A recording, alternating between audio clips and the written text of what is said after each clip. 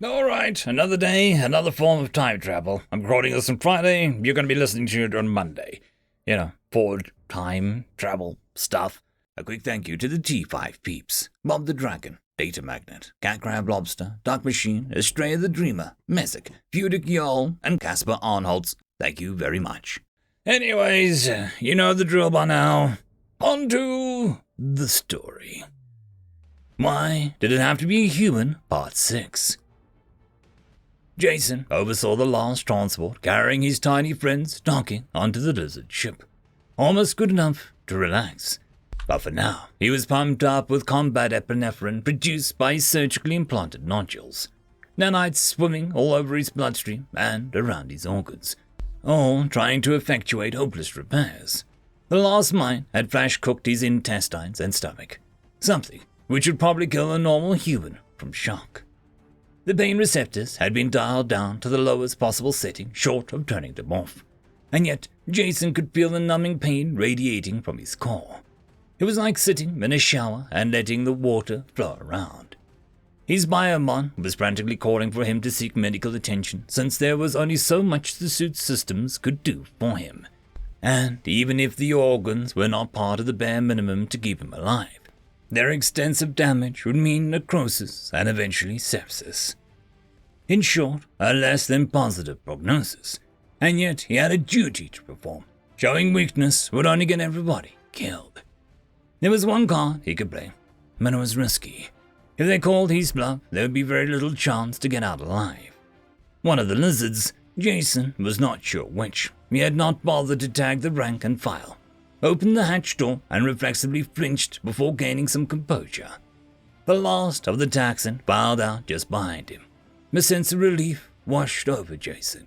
Finally, all the little guys were off the wreck. One of the taxons shuffled over to his side with the help of 2 attendants. This was Seneca, the second in command, and now by rights the first. In spirit, he's captain, albeit he had no such command structure. It spoke with a broken voice, full of sorrow and pain. It was clear that the deaths of so many affected her dearly. I said to the Undertaker, "Undertaker, please drive slow. For the lady you are carrying, Lord, I hate to see her go."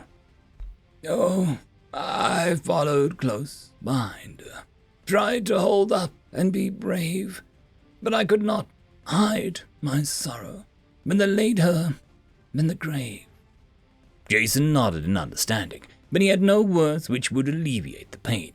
Still, the software dutifully tried its best to find a response from the vast library. It presented Jason with several choices, as well as approximate meanings and context, and for the current situation in relation to the previous linguistic interpretation of the taxon's home song choice. From the list, Jason picked what he felt was the most appropriate. Sometimes grief was all that one could feel, and that was okay. Into each and every life some rain has gone to fall, but too much of that stuff is falling into mine, and into each heart some tears gonna fall, and I know that someday the sun is bound to shine. Bolson glanced over at the monitor display showing the demon. Blood painted its suit. Like some horrid nightmare, it walked about with steps too heavy for its frame, and rolling thunder announcing death was near. The stench of battle clung to him like a princely cloak, impossible to scrutinize. Damage could be seen.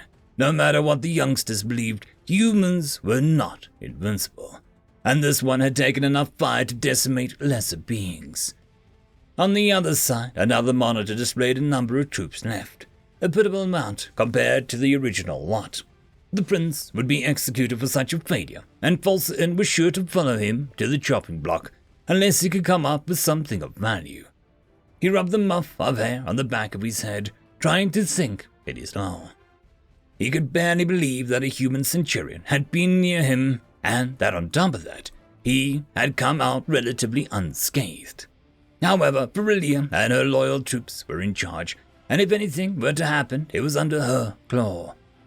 Fulton had no problem with a female in power, but he had an issue with a smart one. That would make it harder to be an unseen hand. Still, he knew what to do in the winds of change. With a flick of his wrist, he called up the comm system and saw that one of the two idiots that tried to shoot themselves was an engineer. Good. He could use them. Specialist Hakil, if you are done tucking your worthless tail, I have an assignment for you. How well do you know human systems? The first punch felt good. Teeth hit the deck. The knuckle ended up cracking under the force with which it had been exerted, and yet the unarmored hand did not protest. A backhanded slap put forth in its place, groveling upon the deck, bleeding profusely from a broken snout, several teeth missing, his words lost on the barely garbling noises of his swollen tongue could make. It would be easy to step on his neck and end it right there, with a righteous fury. Ithilia wanted to do just that. But they needed him alive for a moment, though the ship was not going anywhere. Marcos was done. None of his former crew would lift a single digit for him. He deserved nothing but hate. The human was different. She resented him for killing comrades, for being a brute.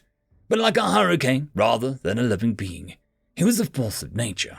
It held no emotion for that which rendered upon them. They had been at a wrong place at the wrong time. She could resent the human, but she could not hate it.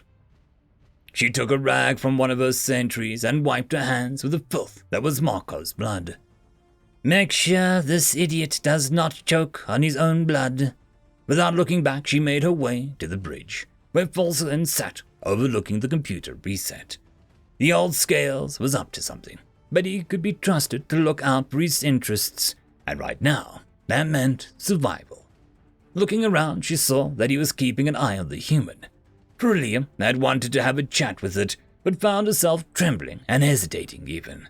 Such a reaction to a digital image was shameful. Before anyone could pick up on that, she barked questions to the engineers, who assured her the computer was taking in the story of Marcus being incapacitated by injuries. Obviously, he had programmed a failsafe in such an eventuality. The bad news was it only allowed the ship passage back to home space, and the human had been very clear that he wanted the taxon delivered to a friendly station. What a headache. But thus fell the sword of command. This was her responsibility. With an audible groan, she raised her chin at FallenAngeI, and unspoken was often louder. The old Scales smiled, politely so, but it was there, the way his mouth curled up, just the right amount. He had something she needed, and thus he had value. She saw him wave an arm and look at the window. She could call a log of those and see exactly what he had done. But with correct suspicion, she knew that whatever information she got would be doctored. He looked back at her and raised 2 digits, mouthing the word days. She could stall for that long. The question was more about how the human would react, who was unimportant enough to deliver the bad news. Her list of personnel was rather limited. She called it up and saw a name near the bottom, a female. Worthless enough that when the human killed her for delivering bad news, it would not be a great loss.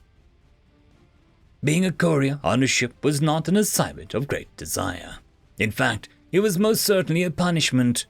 Kale did recently try and shirk her duties by trying to kill herself, unsuccessfully. Of course, the gun was programmed to stop such an action, but the fear, chaos, and overall lack of command had driven Kale to such a dark mental state that she had not reasoned well. Not that it mattered. She was tasked to deliver a message physically. No ship ever needed that, with some exceptions. It was almost always punishment, and it always ended in the same poor state, with a very, very dead courier. No one wanted to hear bad news, albeit female couriers did tend to fare better and for longer. Lift your tail and wag your hips in a pleading way. Maybe your voice recently got an octave higher too, and you may just get out alive. No such luck for her though, for unless the human found a blue 6-foot-tall lizard with pink eyes cute, she would probably be strangled. And from what she had read, some humans were averse to her species because they resembled a series of reptiles that some humans were terrified or disgusted by. No amount of tail wagging would fix that. She had heard that humans enjoyed cuddling, but a human was clad in armor. No, that was a silly idea. It was best to get it over with. Maybe she would only get a light beating. Humans were, after all, supposedly not cruel. She opened up the hatch to the mess hall and saw half a dozen Taxon heads turn to face her. These were a pitiful species, with no combat ability whatsoever, and so small, too. Gale could strangle any of them with a tail, or decapitate them if she built enough momentum. At the end of the room sat the human, still like some art installation, unmoving, like a statue of old. An ancient foe, etched in marble, an idealized version, just a representation of a battlefield horror that sat there, impassive and uncaring of the world around it. Gale felt a tightness in her chest. It was that sense of despair again. Some force held her body in place. She couldn't take another step closer. In her mind, she saw the blood-stained walls once more, and she wanted to scream, but found that fear had robbed her of a voice. Her biomon administered a mild sedative and a blood thinner, and she started to feel better in mere moments, regaining her composure enough to get closer to the human. To her surprise, it made no sudden movements. In fact, it made no movement at all. To Gale, the human appeared dead. The armor was rigid, and it seemed that the occupant had gone limp. But was she right, or did humans simply sleep like that? Without a care of what happened around them, because the human could not see Gale as a threat. If that was so, then there was a rather unlikely chance of trying to kill the human when its guard was at its lowest. Trying to ascertain the mood of his near-mythical beast was impossible. The head was encased in a fully armored helmet, not a transparent nanoplastic composite like her own visor was. Gale surmised that the series of sensors and cameras over the suit provided the user with a synthetic battlefield view. Humans were good engineers. No wonder the Taxons liked them. Hello, Maine. She pronounced the word with a query inflection. She was trying to be polite. Her linguistic module suggested that she use the term Jäger, but she refrained from attaching the tributes her people found admirable to the human. It could be perceived as culturally incompatible, and the last thing she wanted was her head lopped off because she said the wrong thing. As if waking up from a deep and dreamless slumber, the human stirred, its head moving a mere fraction of an inch, but clearly locked onto Gale. She felt the weights of millions of years' worth of evolution bearing down on her. An apex predator was pouring its attention her way, and her instincts told her to run. That there was no way to win. As if to intimidate her further, the armored helmet slid and moved plates around, and the clear visor allowed her to see the human face, staring at her, with relentless eyes full of voracious intent. I come to inform your graciousness that we will, unfortunately be delayed for 2 standard days, as the computer system is repurposed to obey us, and not the prince. Gale stood there, waiting for a backhand slap that would break her jaw and surely lead to a severe concussion if she was lucky. But it never came. Instead, the human spoke with a steady tone, betraying nothing, like a statue coming to life. I will use your medical room. Have it prepared, blue-tailed one. Gale nodded profusely and bowed as she walked backwards and out of the room. Why had the human mentioned her tail? Were humans lewd? It did not matter. This is good news. She was unharmed. End of chapter. And that, my friends, concludes this video. I hope that you enjoyed, and if you do, please consider supporting the author, even by popping over and leaving a thumbs up or a nice comment, just to show your appreciation for the story.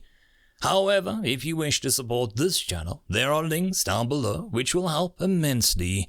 I will see you all in the next one, and until then, I hope that you have a fantastic day. Cheers.